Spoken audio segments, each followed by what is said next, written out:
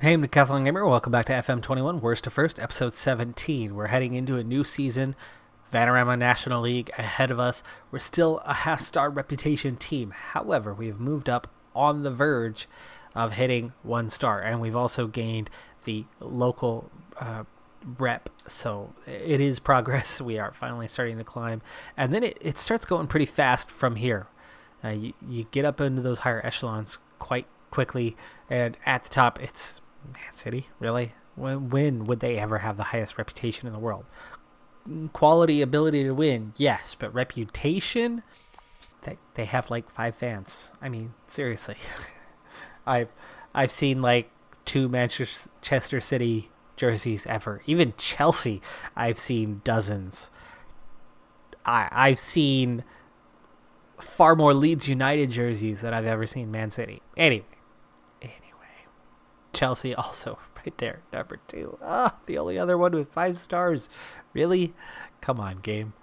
Sort that out. You should know the difference between money and actual reputation. Big difference. Liverpool, Man United, Tottenham, Arsenal, no problem with any of those. Not picking on any of those. And they have plenty of money backing them. But there's a huge difference between the money that backs those teams, the money that backs the other Premier League teams, the championship teams, so on and so forth. There's a massive difference between any of those. And the 2 seemingly at the top of this list. Newly into the Premier League, Bristol City. Finally into the season opener, and utter chaos during the offseason. I lost 10 players. 10! It's more than half. We got plenty of free money, technically, because I can break the rules for the sake of the experiment and force them back into the team, which is what I have done. But it's just been chaotic trying to track and follow, and since we're already deep into the game, I can't impact. Oh, yes, we got a penalty already. We're going to lead 1-0 just 6 minutes into the season. And we're also going to speed this up. Oh, it's already sped up. Okay. Well, anyway, bringing them back has been annoying, tracking, dealing with. But because we're already well into the series, I can't go into the database and just properly put them on contracts that are going to last a bunch of years and then have them transfer at the end of those contracts already past the point where they're at after their end of their career. In the future, I will totally do that, because this is getting so annoying trying to deal with it. It's a constant stream, because different leagues around the world have transfer windows virtually all of the time. The U.S. is a large open one, and that's made it a whole lot worse. I mean, we have just January, we have just summer in England, but the other parts of the world combined with that turns it into 10 messages a day about offer,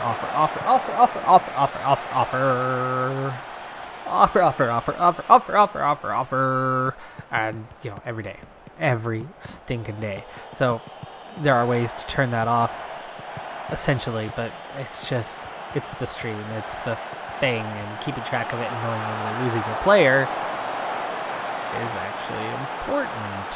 And of course, come January, I won't bother as long as we still can field a team. Now, here's my ambition for this year, because obviously we're going to blow away the Vanarama National League. We're too good for them. We're too good for League 2. I'm thinking more about the FA Cup for the next couple seasons, at least. That's only 2-0, but it's also just a half an hour in. That's a lot of highlights for just a half an hour. Anyway, here's my goal. This is the season where I am going to take all of those reserve players who haven't had enough playing time, haven't developed, have been behind the 8 ball on the first 11 in terms of development. This is a year to try to get them caught up.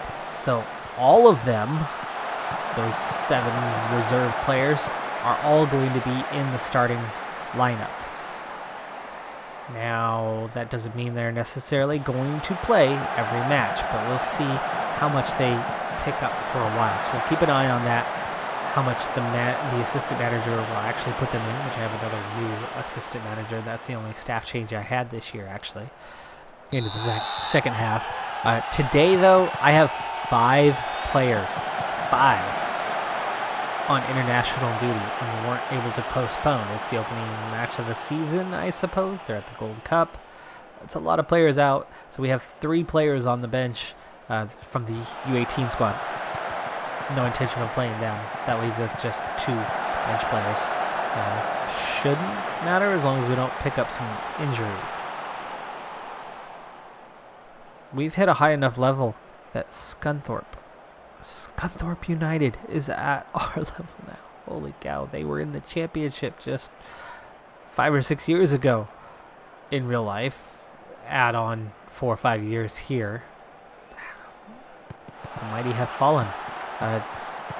My first ever, once FIFA started adding in lower leagues, my first ever playthrough was with Scunthorpe.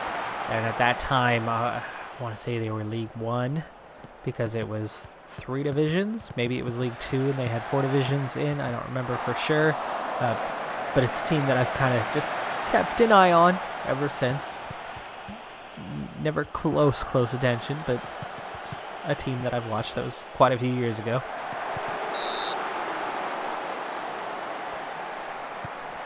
Corner kick. Oh, I thought Thor was going to get that one. Good grab by the keeper. Did just enough. Spider-Man on a yellow and on fatigue. Let's see what we can do. We do have Groot. There we go.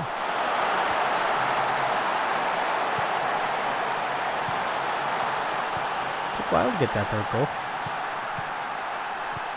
On ball over the top. Looked offside. And it was a deflection. Ant-Man was trying to shoot there.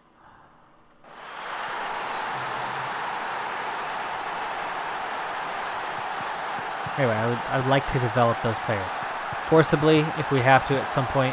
At times, I might check off the stick with suggested lineup versus pick your own lineup if he's not doing enough. And I'm guessing he's not going to do enough. But if I put them in the starting lineup as Wolverine, that was a good tackle.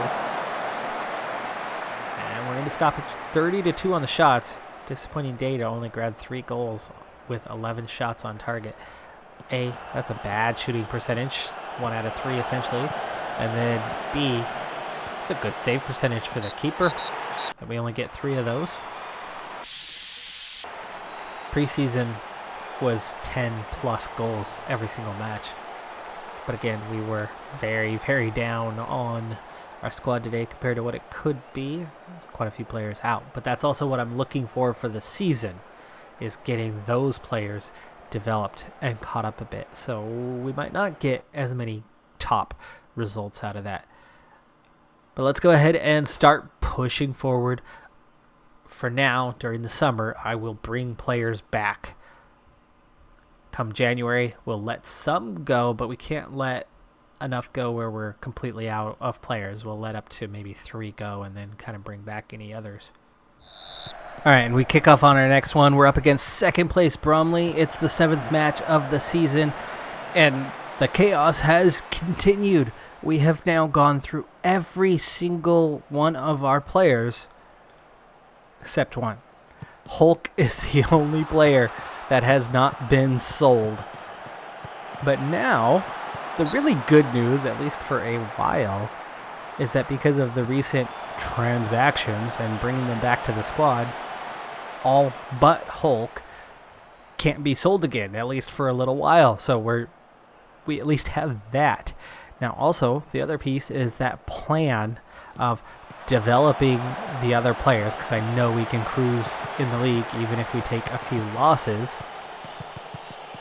The plan of developing the other players, the other talent, is starting to pay off, because like today, managing the side myself, I'm actually able to carry that out, select those players. They are playing a bit, but not every match, so the assistant manager is playing them some as the selected starters, so it's only some others that are consistently getting picked. Ant-Man, case in point, gets the opening goal for this one. Wolverine is playing at that striker position. I've got Ant-Man playing on one of the wings, and our two top players overall, which is Groot and Jean Grey, along with Black Panther, but those two are actually the two that are out, because we're now at a level that has just 5 bench players. Wow, how did Wolverine get to that one to get a piece of it? We didn't get the corner from that. This is a different highlight. There's Wolverine with the 8th goal of the season already in just his 7th match. So you can see he's still doing well, even though our goal numbers are down. Our defense, totally untouchable right now. I'm not sure we've given up a goal yet this season. But offensively, our numbers are down a bit right now with the players that are playing. All right, well, this match is a foregone conclusion. 2-0, not completely out of reach, but total domination. I mean, one more goal and we'll seal this thing up. So we're going to go ahead and push forward again. Like I said, at this point, there's only a single player left to be sold off, potentially, and brought back on the entire roster. So if that happens, be that as it may, we'll bring him back. But otherwise, cruise control for the season. So I'll be back for, let's say, some FA Cup action. End of November, heading into December. We're into the 3rd round of the FA Trophy. We're into the 2nd round of the FA Cup. We've got Lincoln up next, so that's going to be another easy one for us. In the league, we've only played 18 matches. We've got a couple in hand compared to most teams. That is primarily down to all the international games, all the international appearances. Our players are racking up, and so we've had some postponed matches that get made up on occasion. We get them back. Plus 58 on goal differential, very dominating in that. But only 50 points out of those 18. We do have 2 draws. We have had at least a couple really close matches in those wins. So about 4 times now we've struggled a little bit, but overall it's a 6-point advantage with 2 games in hand. We're comfortable. We're still comfortably leading the league, but the performances haven't been as amazing as they could be. A few reasons. We do have a couple tired players. We've had a couple of injuries. But then also, I'm still getting that mixed bag of starts for the more reserve style player. But it is helping. Black Widow and Hulk are the ones that are still struggling to get in the side very much. Spider-Man as well. Cyclops, 14 appearances. Iron Man, 13.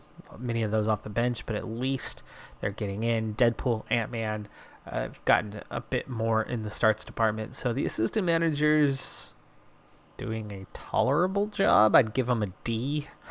At least he's not failing, but I'd give him a D in terms of team selection. But then at the same time, you kind of see what we need in order to continue winning. Also, with all of these players not currently being wanted by other clubs, with the exception of Hulk, who is slightly unhappy, everybody else is delighted. And look how great their training is right now. All right, I'm going to take just a second here, and we're going to break this thing down for real. Where are they really at? Let's see how far they've come.